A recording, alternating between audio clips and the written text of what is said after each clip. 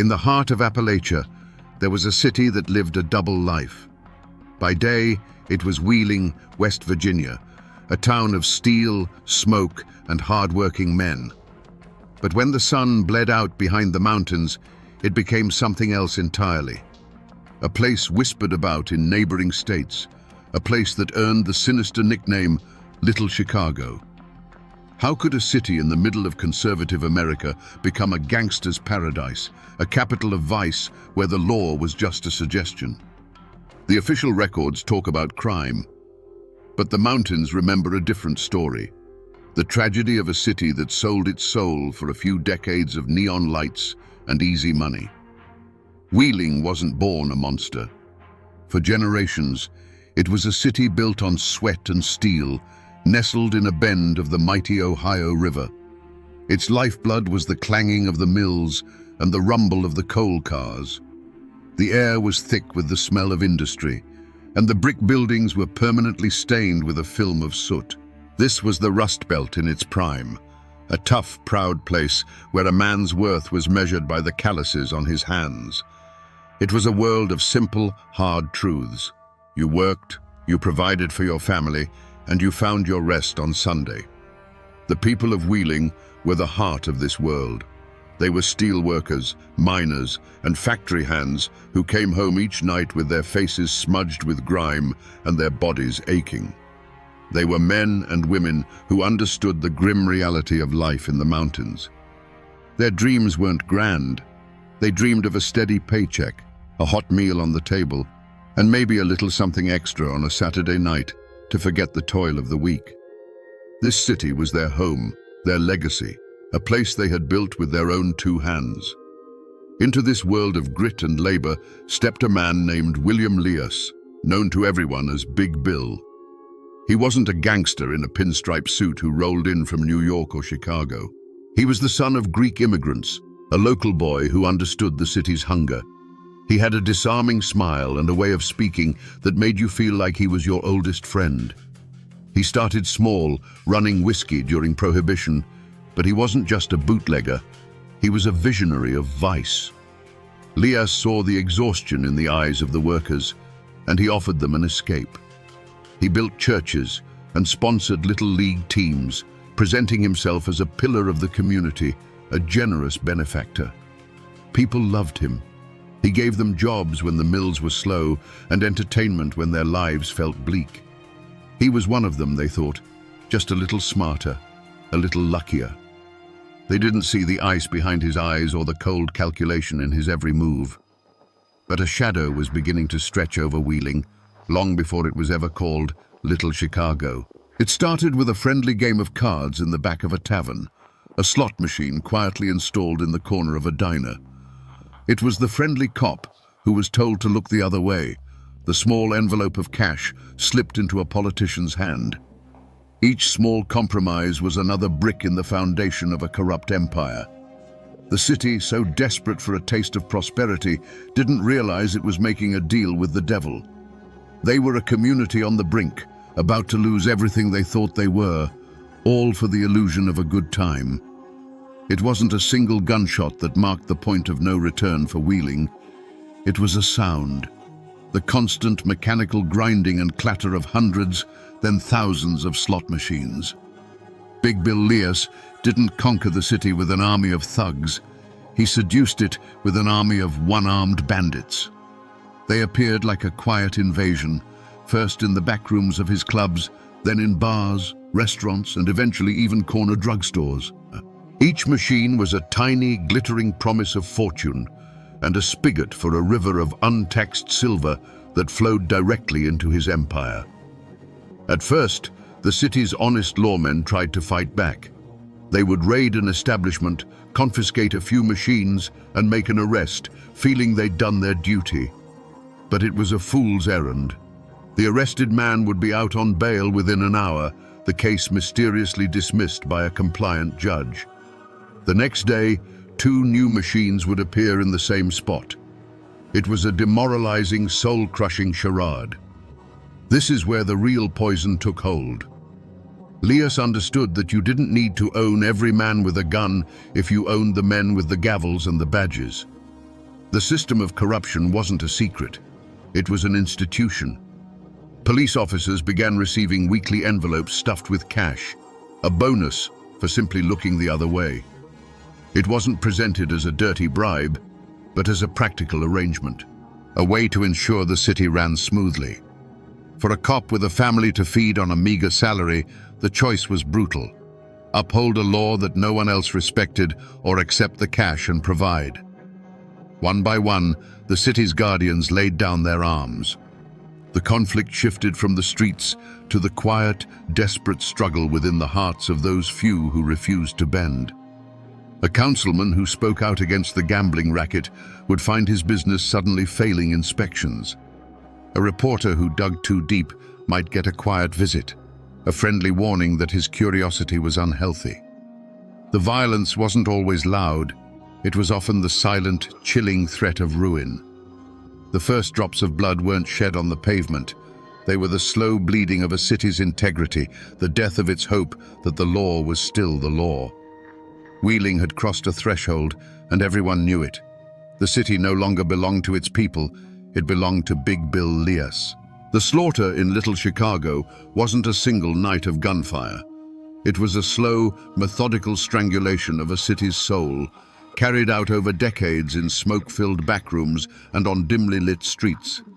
It was the steelworker who, after a brutal week in the mill, came to Wheeling looking for a little fun. He'd put a few coins in one of Big Bill's machines, mesmerized by the spinning reels. That small thrill became a weekly ritual, then an obsession. The children's frozen terror wasn't from seeing a monster, but from watching their father walk through the door with empty pockets and hollow eyes, his week's pay sacrificed to the one-armed bandit. His family didn't die in a hail of bullets. They starved slowly, their future devoured $1 silver at a time. This was Lias's genius. His violence was often invisible. But for those who couldn't be bought or intimidated, a more permanent solution was whispered about. The Ohio River, the city's lifeblood, became its graveyard. No one ever admitted to seeing a body thrown from the Wheeling suspension bridge, but the stories were there, dark and cold as the river itself. A man who couldn't pay his debts would simply vanish. The rumor was he'd gone for a swim in cement shoes. Fishermen downstream would sometimes cut their lines in a panic, having snagged something that felt unnervingly human, and they learned to never, ever talk about it. The river kept its secrets. As time went on, the violence grew bolder. After Lias, a new figure rose to prominence. Paul No Legs Hankish, a man who ruled his own syndicate from a wheelchair with a cold, terrifying fury. The quiet threats of Big Bill's era were replaced by open warfare. One night, the calm was ripped apart by a deafening explosion that rattled windows for miles. Where a car had been parked on a residential street, there was now only a mangled, smoking crater of twisted metal. The blast didn't just kill a man, it served as a public execution, a message written in fire and shrapnel. The true heart of darkness in Wheeling was this normalization of dread, the silence of the good people who were too scared to speak, the casual acceptance that some men were above the law and that a human life was worth less than a gambling debt. The city hadn't been conquered by an outside force. It had been eaten alive from the inside, one compromised soul, one broken family, and one silent splash in the river at a time. For decades, the corruption in Wheeling was a ghost at the feast, a secret everyone knew but no one dared to name aloud. But eventually, the whispers from those dark Appalachian hills grew loud enough to reach Washington. A U.S. senator from Tennessee named Estes Kefauver had declared a crusade against organized crime, and his traveling committee was cutting a swath across the nation. When they set their sights on West Virginia, Little Chicago was suddenly blinded by a spotlight it could not control. The party was over. The end didn't come with a shootout. It came with the quiet, methodical arrival of men in dark suits who carried briefcases instead of shotguns. They were agents from the FBI and, more importantly, the Internal Revenue Service. They were a quiet army of accountants and taxmen who were immune to Big Bill's charm and his envelopes of cash. They weren't interested in the rumors of bodies in the river. They were interested in the river of money that flowed from the slot machines, a river that had never once touched the ledger books of the US Treasury. The reaction in the city was a quiet, nervous panic. The web of corruption that had felt so strong began to fray. Police officers who had been on the take for years suddenly grew fearful, their weekly payoffs now feeling like anchors that could drag them to the bottom. Politicians who had dined at Lias's table now couldn't remember his name. For the first time in a generation, a force had arrived in Wheeling that Big Bill could not buy, control, or intimidate. The fear that had held the city in his grip was now turned against his own people. Then came the raids. But these were not the staged, theatrical raids of the local police. Federal agents moved with cold efficiency. They didn't just seize a few slot machines, they swept through the city like a cleansing fire. In a single day, thousands of one-armed bandits were confiscated. They were dragged out of the bars and clubs, piled onto trucks, and taken to be destroyed. The signature sound of Little Chicago, that constant, hopeful, greedy grinding of the machines, was replaced by the sound of smashing glass and splintering wood as they were broken apart with sledgehammers. A new kind of silence fell over Wheeling. The neon lights of the gambling dens and backroom casinos flickered and went dark, one by one. The weekend crowds from Ohio and Pennsylvania stopped coming. The flow of easy money that had been the city's lifeblood and its poison simply ceased. What was left was a city in a state of shock, holding its breath. The king was cornered, his empire was in ruins, and the ashes of his fallen kingdom were still settling in the quiet, empty streets. The federal courthouse in Wheeling wasn't one of Big Bill's smoky backrooms. It was a place of cold marble, polished wood, and unwavering fluorescent lights, a world where his charisma and cash held no power. His trial was the greatest show the city had ever seen. The courtroom was packed every day with a strange mix of his loyalists, his victims, and the morbidly curious, all wanting to see if the king would finally fall.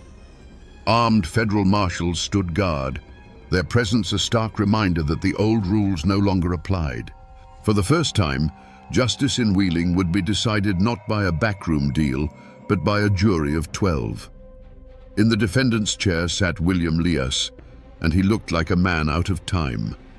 The confident, charming benefactor was gone.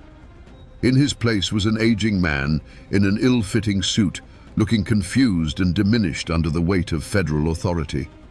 He would scan the faces in the crowd, perhaps searching for the familiar fear and respect he once commanded. But he found only strangers and the cold, impartial gaze of the law. This wasn't his world. He was a mountain lion dragged from his territory and put in a cage, surrounded by hunters who spoke a language he didn't understand. The prosecution's case was a masterpiece of methodical destruction. They didn't call witnesses to speak of rumored murders or broken legs. They didn't speak of the fear that had paralyzed the city for a generation. Instead, they brought in accountants. They presented ledgers, bank statements, and sworn testimony from Lias's own bookkeepers. One by one, former associates and lieutenants, men who had gotten rich under his protection, took the stand to save themselves, their testimony a cascade of betrayals that buried their old boss under a mountain of evidence. The weapon that finally brought down the king of Little Chicago wasn't a smoking gun, it was a fountain pen. The charge was the same one that had felled Al Capone, tax evasion. The government proved with painstaking detail that millions of dollars from thousands of slot machines had simply vanished, never to be seen by the taxman. It was a simple, brutal, and undeniable truth. While the newspapers screamed about racketeering and the whispers on the street told of bodies in the river, the case itself was as dry as dust. It was a cold, mathematical execution. When the jury returned, the verdict was a formality. Guilty. William Big Bill Lias, the man who had owned a city, who had built an empire on vice and fear, was sentenced to years in federal prison. The law of men had finally won. But as he was led from the courtroom, a free man no more, a question hung in the air, heavy and unspoken. Was this justice? The man who corrupted a generation of public officials and broke countless families on the altar of gambling was going to prison for a bookkeeping crime. The system had punished him, yes, but it felt like it had punished him for the wrong reasons. The city was free of its king, but the real sins of Little Chicago seemed to have been left unjudged, washed away like so many other dark secrets in the Ohio River. Big Bill Leas did eventually get out of prison. He returned to Wheeling, but the city he came back to was no longer his kingdom. He was a ghost from a bygone era, his power broken, his name now just a story whispered by old-timers. The man who had once been the uncrowned king of a city died not in a hail of gunfire, but quietly, his empire already turned to dust. The vacuum he left behind was filled for a time by more vicious predators like No Legs Hankish, whose reign was one of bombs and fear, but that too eventually crumbled under the relentless pressure of federal law enforcement. If you drive through Wheeling today, you can still visit the heart of Big Bill's old empire, Wheeling Downs. It's a modern racetrack and casino now, clean, bright, and perfectly legal. The clatter of slot machines is back, but now every dollar is counted and taxed. It stands as a sanitized monument to a dark past, a place where families can go for an afternoon of fun, with no idea of the illegal betting syndicates and hidden currents of cash that once defined its very existence. It's the ghost of what it once was, tamed and put on display. Walk the older streets of downtown, past the brick facades that have stood for a century, and you can almost feel the echoes. That building there, now a law office, might have been the 19th hole, where deals were made in clouds of cigar smoke. That empty storefront could have been a club where a politician and a gangster shook hands. The neon signs are gone, the secret tunnels are sealed or forgotten, and the Ohio River flows on, carrying its secrets silently to the sea. Most people who live in Wheeling now have only a vague sense of this history. Little Chicago is a nickname, a local legend. But the deepest scars left by that era aren't in the brick and mortar.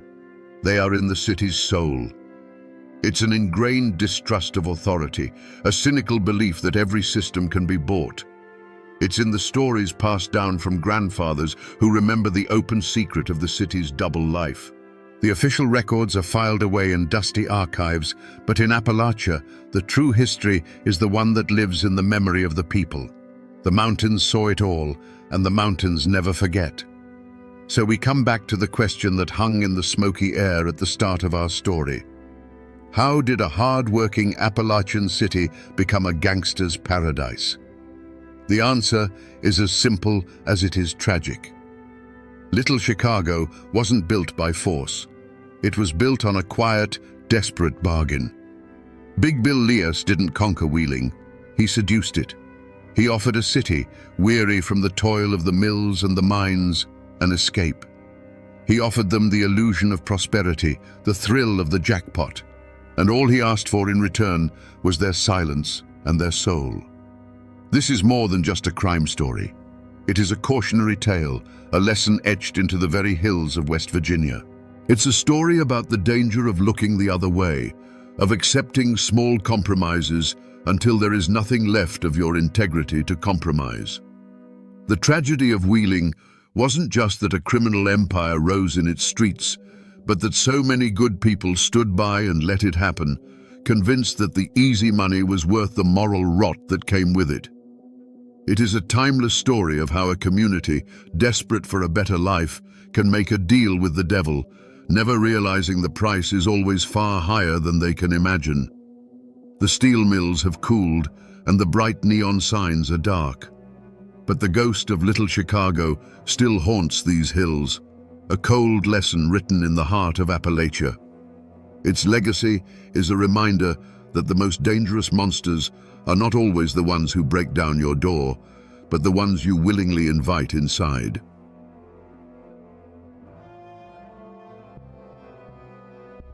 They say the age of witch trials in America ended in Salem. But over a century later, in a dark hollow of the Tennessee mountains, one final ember of that medieval fear refused to die. The name whispered on the frontier was Mary Peyton.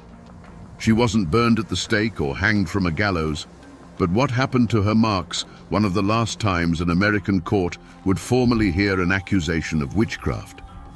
Who was this woman? And what could she have done to make her neighbors, people of the Bible and the long rifle, believe she could sour their milk, sicken their children, and consort with the devil himself? Tonight, we trace the story of a forgotten name to understand how a community's fear can be a more terrible sentence than any judge's verdict. To understand Mary Peyton, you have to understand the soil she grew from. She was born into a world perched on the knife's edge between raw survival and unshakable faith. Her people were likely Scotch-Irish, a famously stubborn and clannish folk who had fled persecution in the old world only to find a different kind of hardship in the new. They brought with them their Presbyterian God, their distrust of authority, and a mind filled with tales of bogles, fetches, and the good folk, beings that Christianity had never fully managed to stamp out. Mary grew up in a log cabin chinked with mud and moss, where the hearth was the center of the universe and the dark woods outside were an endless, living mystery. Life was a brutal teacher. She would have seen siblings taken by fevers before they could walk, watched her parents' faces etched with worry over a failed crop, and learned from infancy that a single bad winter or a sick milk cow could mean the difference between life and death. The world was governed by forces you couldn't see, whether it was the hand of God or something far more ancient and sinister. From a young age, it was clear Mary walked a slightly different path. While other girls were learning the loom, Mary was learning the woods. Her mother, or perhaps a grandmother, was a granny woman, a keeper of the old knowledge. She taught Mary which roots could break a fever, which leaves could soothe a burn, and which mushrooms could kill a man. Mary had a gift for it. She had a quiet way with animals and a knack for finding the rarest herbs, as if the land itself spoke to her. There was a story, told long after, about a time when a neighbor's prized hunting dog was bitten by a copperhead. The dog's legs swelled to twice its size, its breathing grew shallow, and the man had all but given it up for dead. Mary, then just a girl, appeared at the edge of his property with a poultice of crushed plantain and mud. Without a word, she applied it to the wound. The next morning the swelling was down, and within a week the dog was chasing rabbits again. The man was grateful, but he was also unnerved. It just wasn't natural, the way she knew. This event forged the code Mary would live by. She learned that her knowledge was a double-edged sword. It could heal, but it could also create fear. Her code was one of fierce self-reliance and guarded silence. She came to trust the certainty of the seasons more than the fickle nature of people. She understood that in these mountains, a woman who knew too much, who lived too much on her own terms, was a person who invited whispers. And so, she was shaped not just by the hardships of the frontier, but by its deep-seated paranoia. She was a true daughter of Appalachia, resourceful, tough, and intimately connected to the land. But that very connection, the source of her strength and her identity, was the same thing that would one day be used to brand her as an outcast, a vessel for the very evil her neighbors feared was lurking just beyond the firelight. But before the whispers turned to accusations, Mary Peyton had a life. For years, she was a quiet, respected fixture in her small corner of the mountains. In a place with no doctors for 100 miles, Mary was the one you went to when a child's cough turned into a death rattle in the middle of the night, or when a woodsman's axe wound wouldn't stop bleeding. She was, for all intents and purposes, the community's healer, a necessary shadow at the edge of their society. Imagine a young husband, wild-eyed with panic, pounding on her door in the dead of winter. His wife's first child is coming, but it's turned sideways and the labor has gone on for 2 days. The air in their cabin is thick with fear and the scent of blood. Mary would arrive with her leather satchel of dried herbs and roots, a figure of calm in the storm. She wouldn't speak of God or the devil. She'd speak of raspberry leaf tea to ease the pain and the right pressure to apply to the mother's back. Hours later, through her skill alone, the cabin would be filled not with the sounds of mourning, but with the cry of a newborn. Her payment wasn't in coin, but in kind. A sack of meal, a cured ham, a length of homespun cloth, tokens of a desperate gratitude. She asked for little and kept to herself, tending the garden behind her small, well-kept cabin. The place was a world of its own, every inch filled with purpose.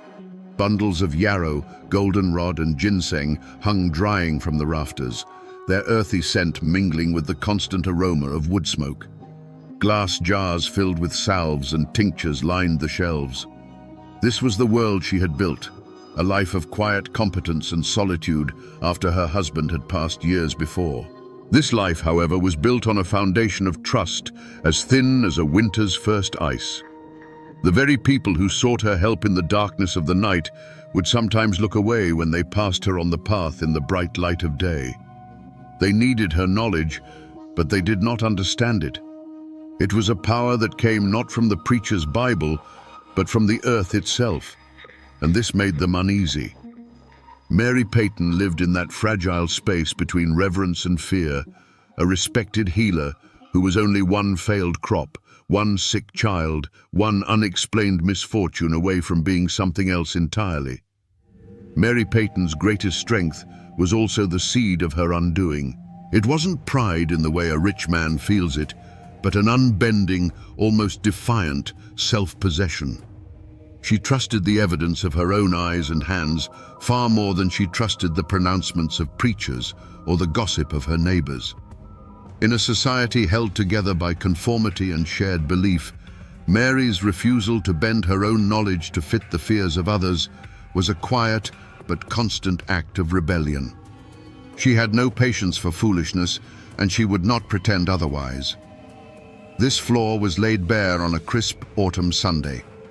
A new circuit preacher had arrived in the settlement, a young man with more fire in his sermons than wisdom in his eyes. He spoke of the devil as if he saw him behind every tree, and his God was a God of wrath and judgment. After the service, a man approached the preacher, asking for prayers for his wife, who was wasting away from a lung sickness that left her pale and breathless. The preacher placed a hand on the man's shoulder and declared loudly, for all to hear, that this was a test of faith, and that only fervent prayer could cast out the demon of illness. Just then, Mary Peyton, who had been trading herbs nearby, was asked by another woman if she had a remedy. Mary's gaze was clinical and sad. She knew this sickness. It was consumption, a slow, merciless drowning from within. She looked from the desperate husband to the proud preacher and spoke in a voice that was not loud, but cut through the air like a cold knife. "Prayer may comfort the spirit," she said, her words measured and clear, "but it will not clear the rot from her lungs. God put the healing roots in the earth for us to use. To let a woman die while ignoring his gifts is the true sin." The silence that followed was heavy and absolute. The preacher's face flushed with a furious red.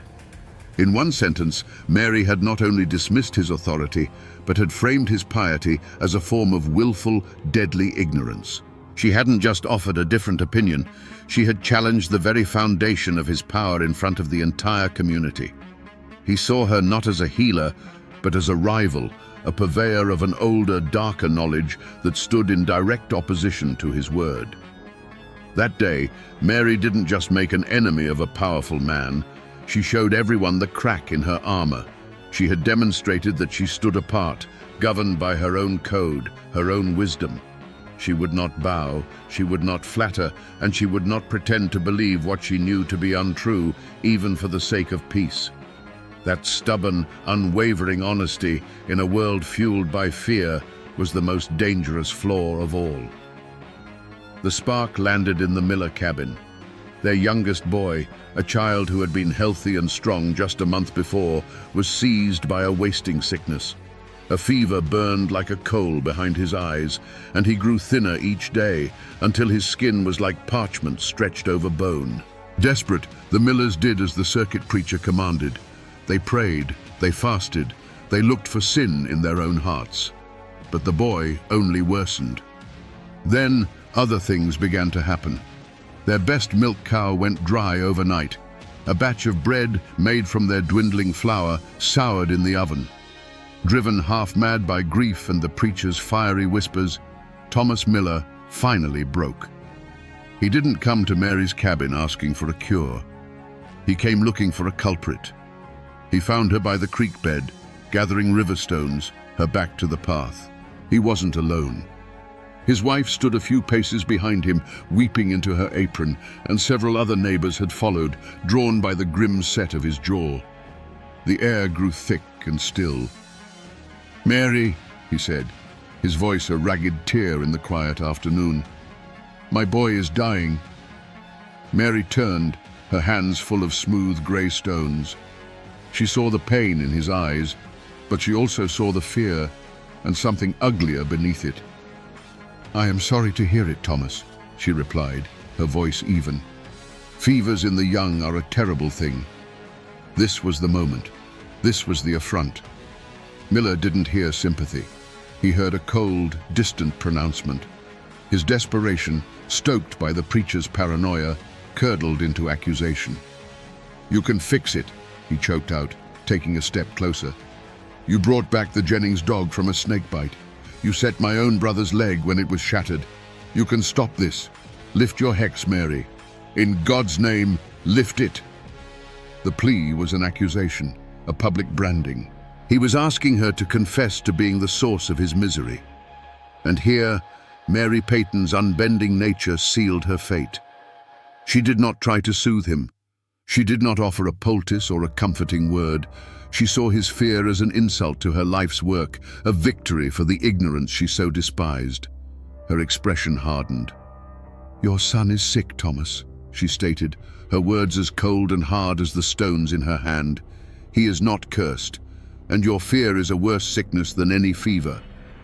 To the grieving father, her refusal to engage with his terror was not a denial, it was a confirmation.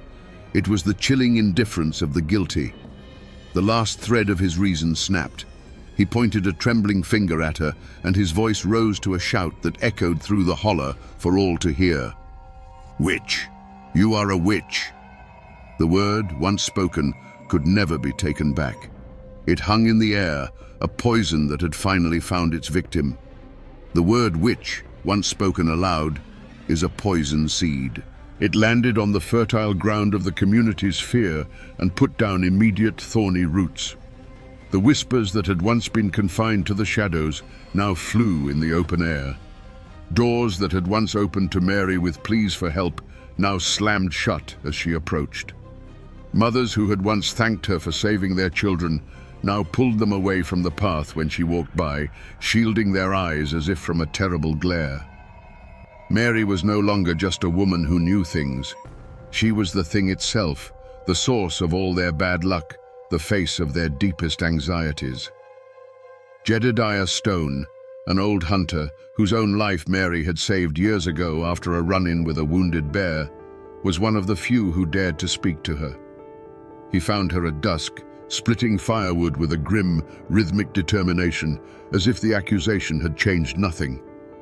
"Mary," he began, his voice low and rough, "you're a sensible woman. Too sensible for your own good, maybe. But you need to put an end to this. Go to the Millers. Take them a sassafras tea. Tell them you're praying for the boy. You don't have to mean it. Just say the words. Give their fear something to chew on besides you." Mary stopped, the axe held motionless in her hand.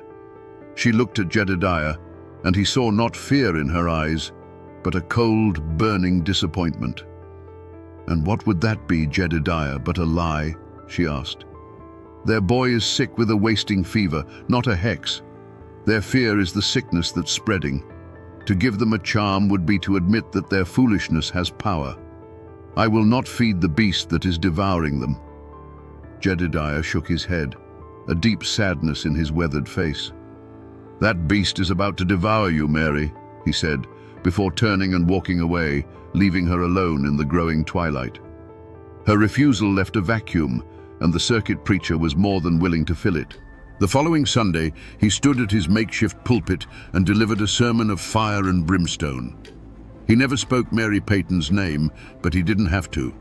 He spoke of a serpent in their midst, a canker of old-world evil that masqueraded as a helping hand. He warned of those who put their faith in roots and leaves instead of the power of the Lord, who used earthly knowledge as a mockery of God's divine will. He was giving the community's fear a holy purpose, turning a personal grudge into a righteous crusade. Any other person might have retreated, stayed inside their cabin, and waited for the storm to pass. But that was not Mary's way.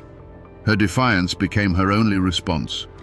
She continued to walk the paths, her head held high, her gaze direct. She met the fearful stares of her neighbors, not with anger, but with a silent, questioning look that they took for a malediction.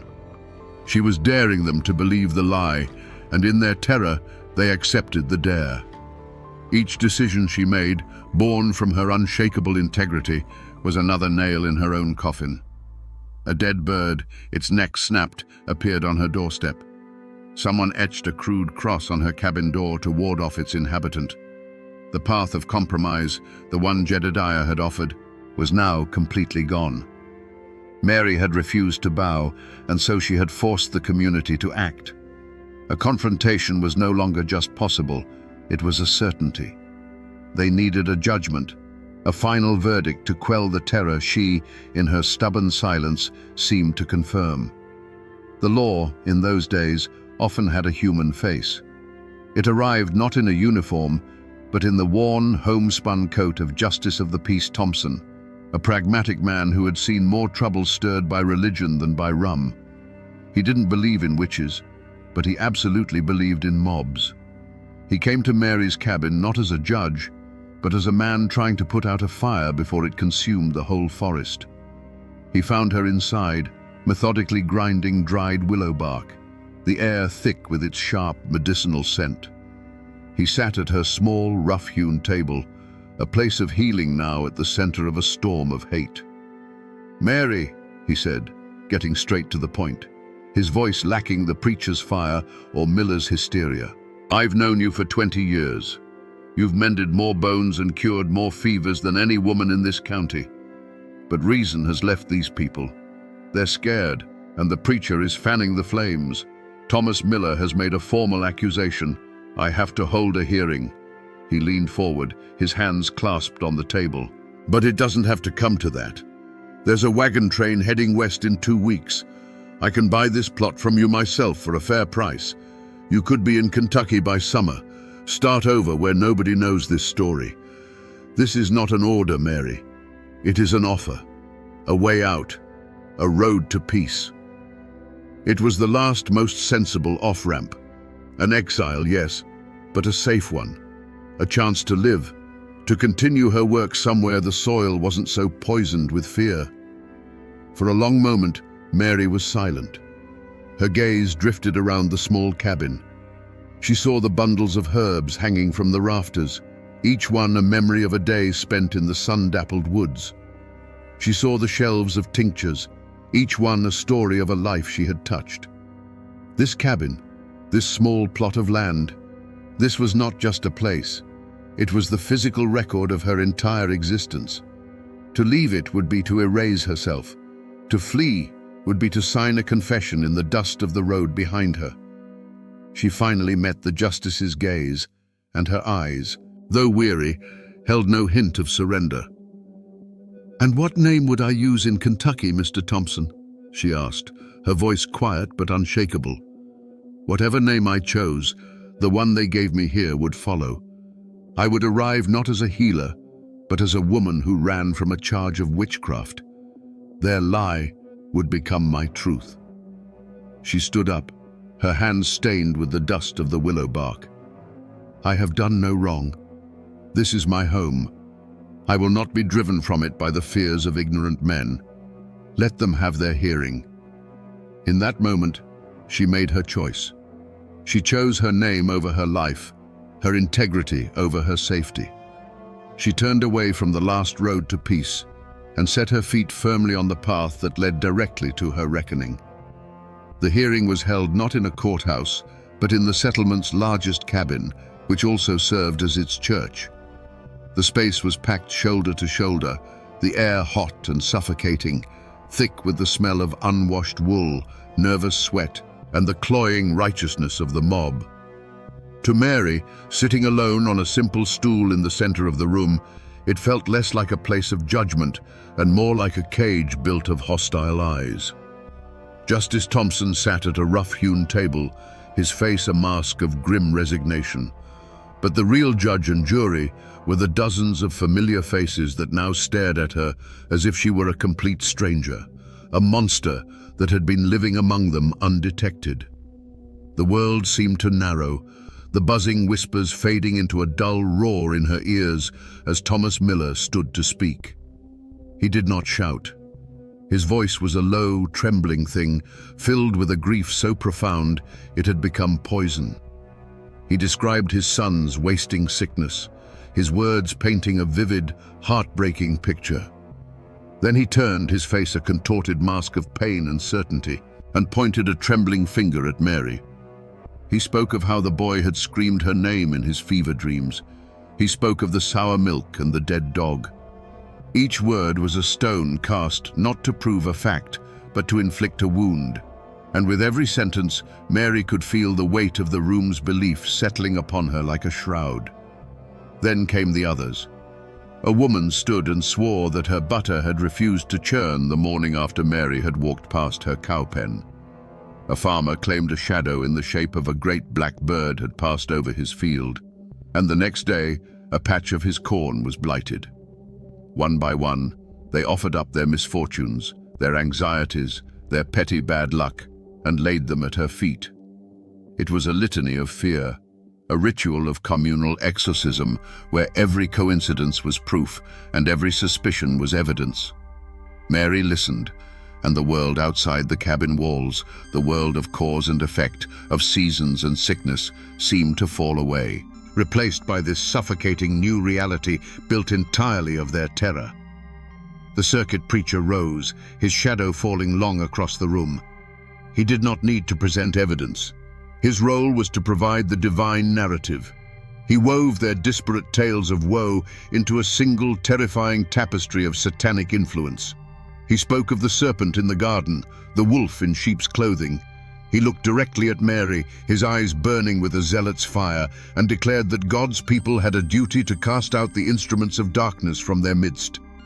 It was the final, crushing blow. The argument that had been building for weeks was suddenly, permanently over.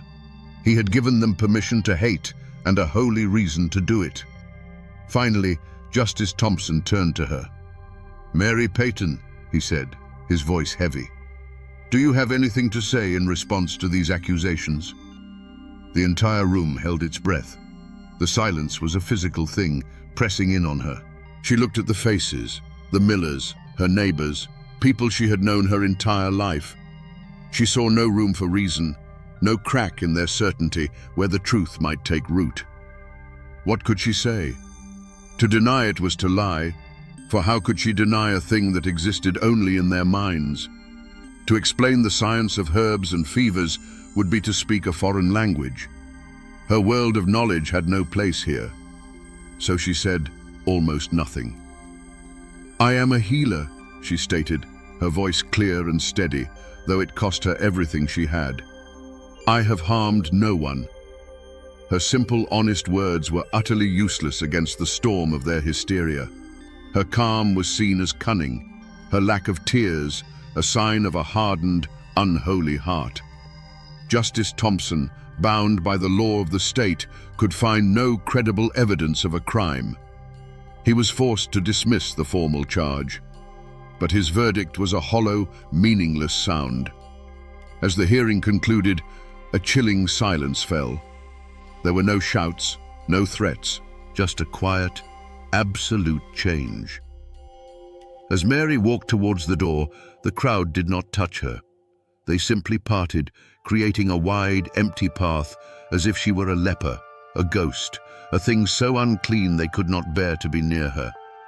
The heavy cabin door swung shut behind her, the sound echoing in the sudden quiet. And in that moment, Mary Peyton knew her life, as she had known it, was over. The walk from the meeting cabin back to her own was the longest journey of Mary Peyton's life. The path was the same she had walked 1,000 times, but the world had been remade in the last hour. The sun was still warm on her face, the breeze still rustled the leaves, but the air itself felt different, thin and sharp in her lungs. She did not look at the other cabins she passed. She didn't have to. She could feel the flicker of a curtain in a window, the sudden stillness of a child's game in a yard, the weight of unseen eyes pressing on her back. She was no longer a neighbor. She was a haint, a living ghost walking through a town that had already buried her. When she reached her own door, her hand hesitated for a moment on the latch. This small cabin, once her sanctuary and her workshop, now felt like the only solid ground left in the world. She stepped inside, and the scent of drying herbs and wood smoke greeted her like an old friend. But there was no comfort in it now. It smelled of a life that was already over. With a final weary movement, she slid the heavy wooden bolt across the door. The sound, a solid, definitive thud, was the sound of a tomb being sealed. She was not locking the world out. She was locking herself in. There was no storm of weeping, no rage that shook the walls. What settled over Mary was a profound and chilling emptiness. She looked at her hands, the hands that had set bones and delivered babies and eased the final passage of the dying. They were the same hands, but their purpose had been stolen from them. Her knowledge, the intricate map of the natural world she carried in her mind, was now a useless treasure. The people she had served had chosen the comfort of a simple lie over the complexity of a difficult truth. It was a betrayal so deep it felt less like an injury and more like the slow onset of a mortal chill. As dusk bled into a moonless night, Mary sat in her single chair, unmoving, while the shadows in the cabin grew long and deep, consuming the jars of salves and the bundles of herbs until they were just shapes in the darkness. Every creak of the logs, every skittering sound on the roof was now a potential threat. The familiar night sounds of the mountains had become the footsteps of her neighbor's hatred. She hadn't fled. She hadn't been captured or struck down. Her final stand had been a simple refusal to run. And now, the sentence had begun. It was not death, but a living burial, a condemnation to absolute suffocating loneliness. The road had ended right here, at her own hearth. The tragedy did not end at Mary Peyton's bolted door. It seeped out. A slow poison poured into the community's well. A week after the hearing, the Miller boy died. The fever finally consumed him in the dead of night. But his passing brought no release, no vindication for his parents. Their victory over the witch now tasted like ash in their mouths. They had done the unthinkable, cast out a neighbor, and for what? Their son was still gone. Their cabin became a place of profound, hollow grief, haunted not by a hex, but by the terrible question of whether they had destroyed an innocent woman for nothing. Thomas Miller, once a solid and respected man, became a ghost himself, his eyes vacant, his shoulders stooped under a weight far heavier than sorrow alone. The wreckage spread. As autumn deepened, bringing with it the croup and the lung fevers, the community felt Mary's absence like a missing limb. A farmer's wife, who had spoken at the hearing of souring butter, watched her own daughter struggle for breath with a cough that Mary could have soothed with a simple mullein tea. But who could she ask for help now? The other granny women in the surrounding hollows, hearing the story, grew cautious. Their knowledge, once a source of pride, was now a liability. They offered only the simplest remedies, their hands trembling, terrified that a failed cure would earn them the same brand that had been put on Mary. The social fabric, once woven tight by necessity and shared hardship, began to fray. The men and women who had stood to testify against Mary now looked at each other with a new, guarded suspicion. If a neighbor's bad luck could be blamed on a witch, whose bad luck would be next? And who would be blamed for it? Jedediah Stone, the old hunter, no longer shared his kills with the families who had spoken against Mary. A quiet, bitter line had been drawn through the heart of the settlement. The unity of the mob had shattered, leaving behind only the sharp-edged fragments of distrust and resentment. The community had sought to purge a single, perceived evil from its midst. Instead, they had invited a dozen real ones to take its place. They had sacrificed their healer on the altar of their fear. They had traded a woman's life for the illusion of control, only to find themselves more vulnerable than ever. The tragedy was not just Mary Peyton's. It was the deep, self-inflicted wound of a people who, in trying to cast out a shadow, had managed only to extinguish a light. The true hex was not one Mary had cast, but one they had cast upon themselves, and its curse was one of silence, guilt, and a fear that had now truly taken root. In a dusty ledger, under the heading of the year 1802, a brief entry was made by Justice of the Peace Thompson.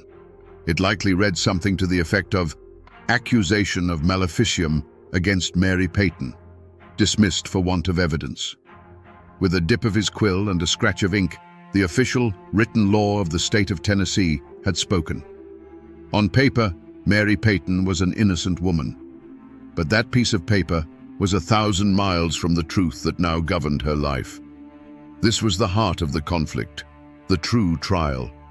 It was the modern world, with its rules of evidence and its presumption of innocence, clashing directly with the ancient, unwritten code of the mountains. The state's law demanded proof, a witness who saw her cast a spell, tangible evidence of a poison. The mountain code required only a sick child, a curdled pail of milk, and a collective, unshakable fear. The law saw a citizen with rights. The community saw a supernatural threat that had to be contained by any means necessary. The community's reaction to the dismissal was not relief or sober reflection. They saw the verdict as a profound failure of the so-called civilized world to protect them. To them, Justice Thompson wasn't a man of reason. He was a fool, blinded by newfangled laws that didn't understand the real dangers lurking in the shadows of the world. The dismissal didn't exonerate Mary in their eyes. It proved that the devil was a cunning lawyer, able to use the very laws of man to shield his servants from righteous punishment. The circuit preacher seized on this narrative. From his pulpit, he likely spoke of the weakness of earthly courts when faced with a spiritual war. The verdict, he would have argued, was not a reason to welcome Mary back, but a command for the faithful to take up the burden that the law had dropped. They were now God's own jury, and their sentence of shunning was not an act of cruelty, but a holy quarantine, a sacred duty to wall off the source of infection from the rest of the flock. And so, was justice served? By the cold letter of the law, yes. Mary Peyton was not fined, imprisoned, or executed.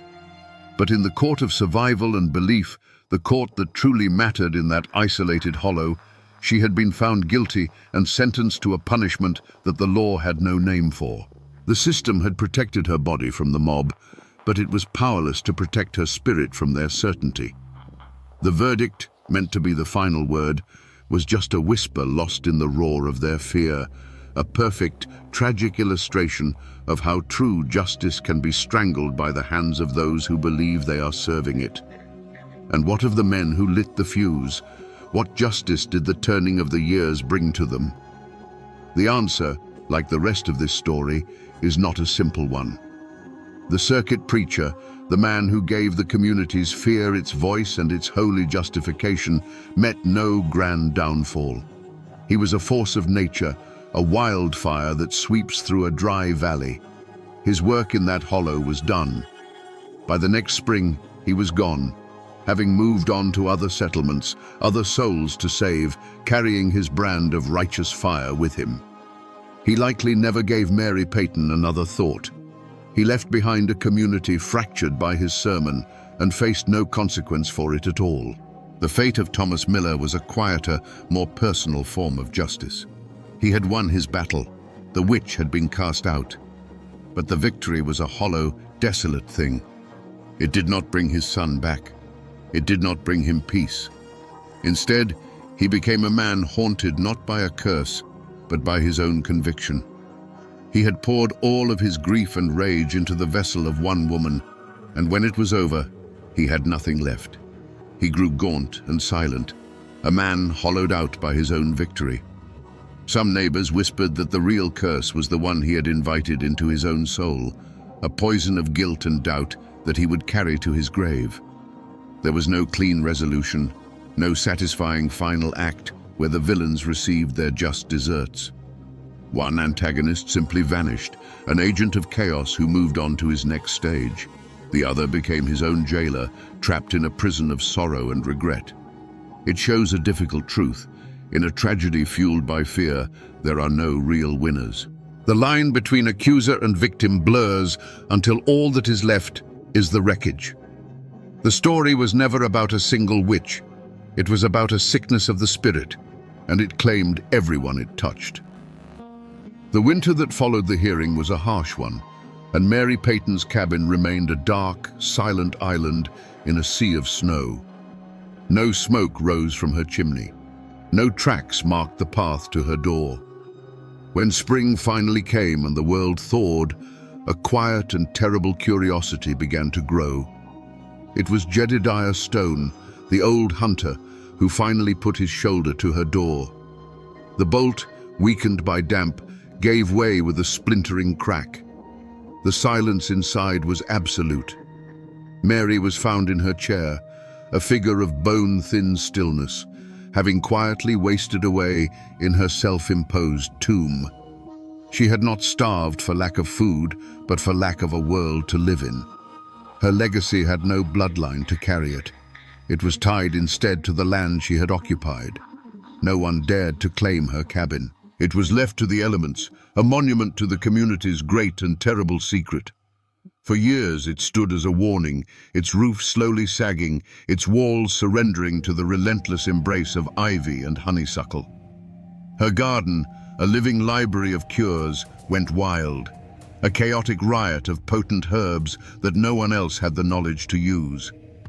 The place became well and truly haunted, a spot children dared each other to run past at dusk, a physical reminder of the price of fear. The community did not heal, it scarred over.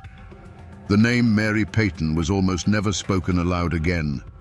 It became a taboo, a heavy stone of shared guilt and shame dropped into the well of their collective memory. The Miller family, broken by the tragedy, eventually packed their wagon and moved west, seeking a place where they were not known as the people who had cried witch. The silence they left behind was filled not with peace, but with a brittle and anxious piety. When sickness came now, people prayed harder, their faces turned to the heavens because they had cast out their most knowledgeable connection to the earth. The power dynamic in the hollow had shifted permanently. The preacher had moved on, but his legacy of fear remained. The delicate balance between folk wisdom and frontier faith had been shattered. In casting out their healer, they had elevated their fear. They had traded a woman of knowledge for a ghost story. The community was left poorer, more isolated, and more vulnerable, not to the dark arts, but to the simple, brutal realities of a world that Mary Peyton had, in her own quiet way, understood better than any of them. Even today, if you know which overgrown path to take, you can find the place where Mary Peyton's cabin once stood. There is nothing left now but a stone chimney fall, a silent monument half swallowed by the woods.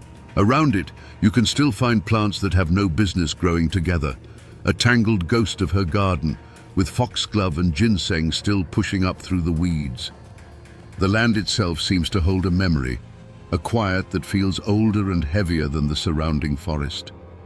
The real Mary Peyton, the healer with the steady hands and the unbending will, was buried twice. Once in the cold earth, likely in an unmarked grave, and again under the weight of a legend she would never have recognized. Over the generations, her story was sanded down, its complex truths worn away until all that remained was a simple, sharp-edged tool used to frighten children. Old Witch Peyton, they called her. She became the monster who lived in the ruins, the creature who would snatch you if you stayed out after dark. Her tragedy was repurposed into a local ghost story. Her name became a permanent scar on the landscape. The little valley where she lived is still known by some old-timers as Peyton's Hollow. They might not know the full story of the Hearing or the Miller Boy, but they know it's a place to be wary of, a place with a history. The name itself is an echo, a fragment of a warning passed down through time. To speak the name of the Hollow is to unknowingly repeat the final word of her community's judgment. And so, Mary Peyton is gone, but her spirit, the idea of her, still haunts those mountains. She is the ghost of the woman who knew too much, the cautionary tale of what happens when you refuse to bend to the fears of your neighbors. She exists now as a whisper on the wind, a chill that runs down your spine when you pass a place where the woods feel a little too dark. She is a permanent resident of the Appalachian psyche, a timeless reminder of the ancient war between suspicion and knowledge, and of the terrible power of a story to kill a person long after they are dead. So we return to the question that hangs like mist in that forgotten hollow. Was Mary Peyton a witch? The answer, of course, is no.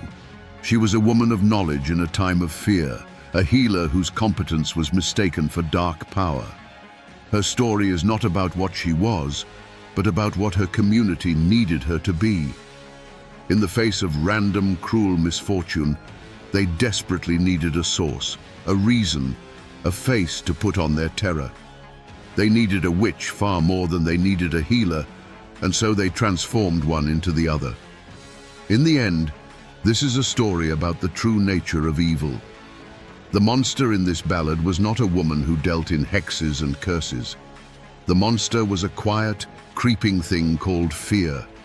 It was fear that soured the milk, fear that wasted the child, and fear that turned good, God-fearing people into a mob that would condemn a woman to a living death.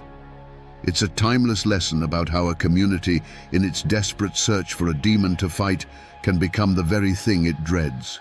It shows us how a person's greatest strength, in Mary's case, her unbending integrity, can become the fatal flaw that leads them to ruin. The law gave her a piece of paper that said she was innocent, but her neighbors gave her a sentence of silence that proved to be fatal. Her body lies in an unmarked grave, but her story has become a landmark, a warning that echoes down through the generations. And that, my friends, is the ballad of Mary Peyton, a woman who knew all the secrets of the earth, but who could not find a cure for the sickness in the hearts of men.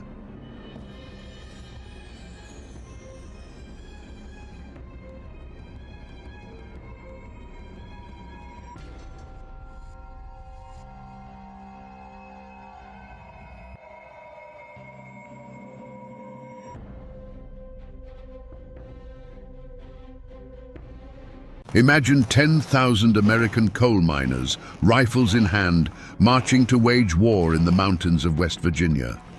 They faced a private army armed with machine guns and even airplanes that dropped makeshift bombs from the sky. This wasn't a riot.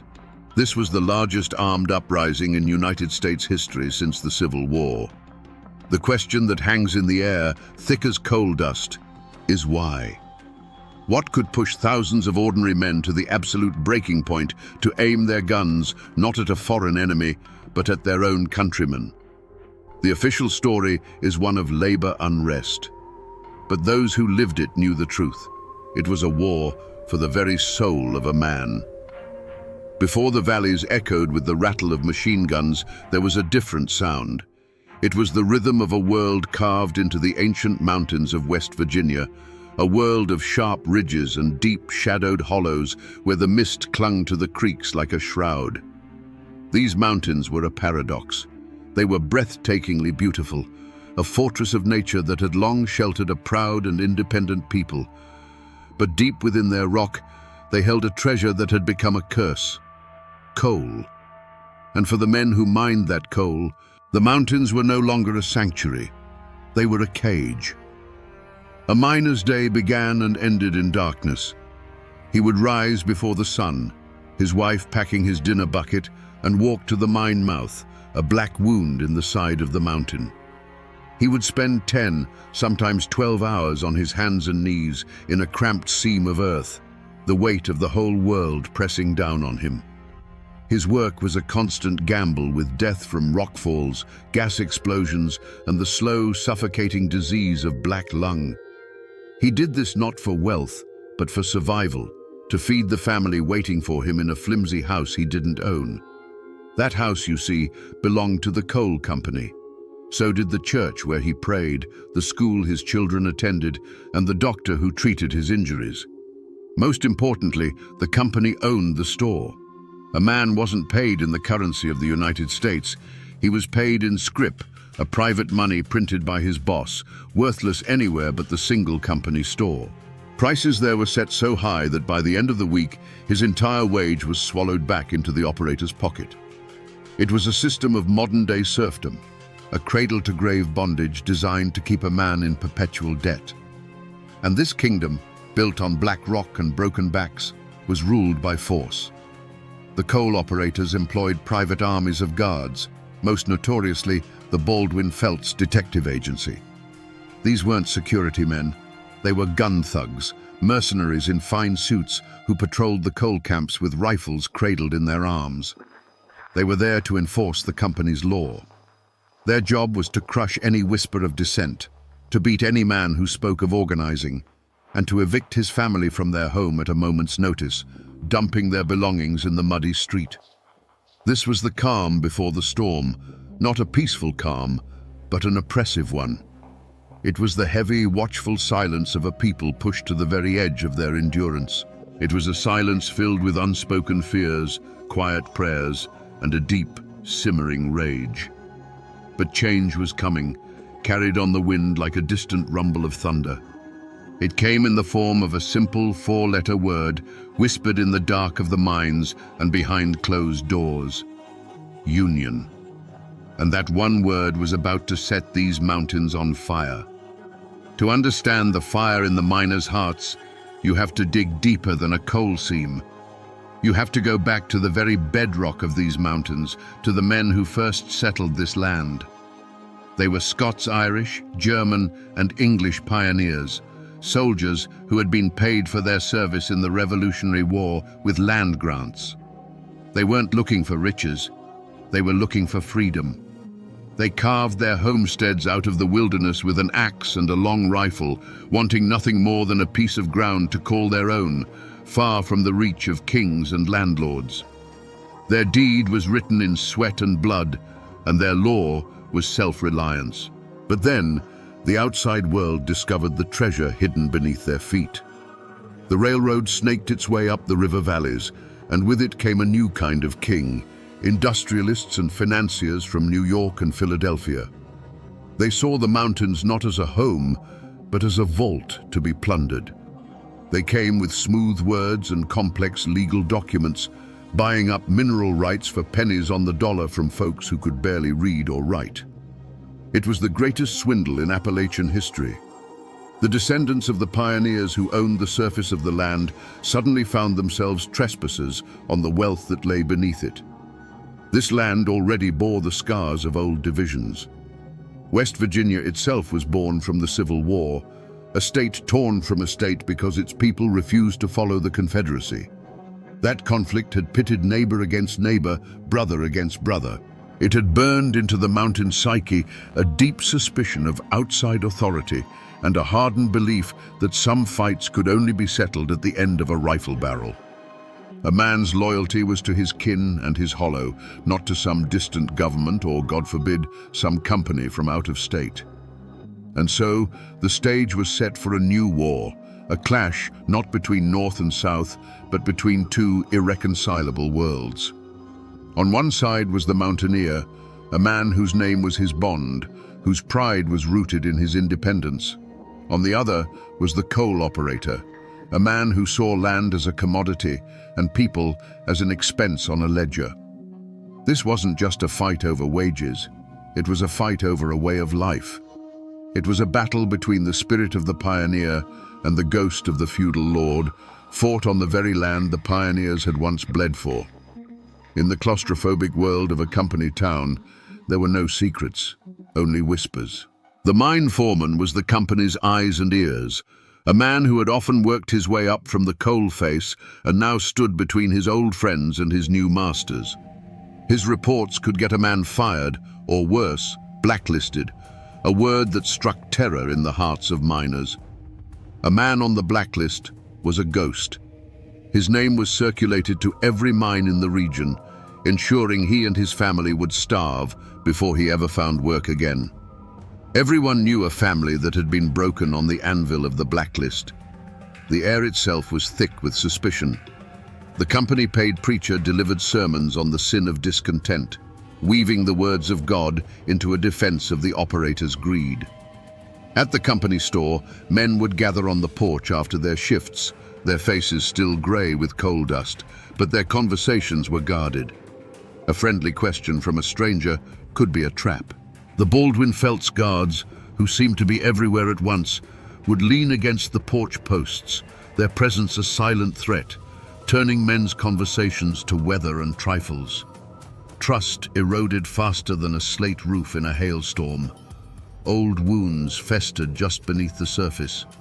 Men still spoke in hushed tones of the strike at Staniford a few years back, where armed guards had fired into a crowd of miners, killing 6. They remembered the Holly Grove strike, where families had been evicted in the dead of winter, their belongings piled up in the snow. These weren't just stories, they were warnings.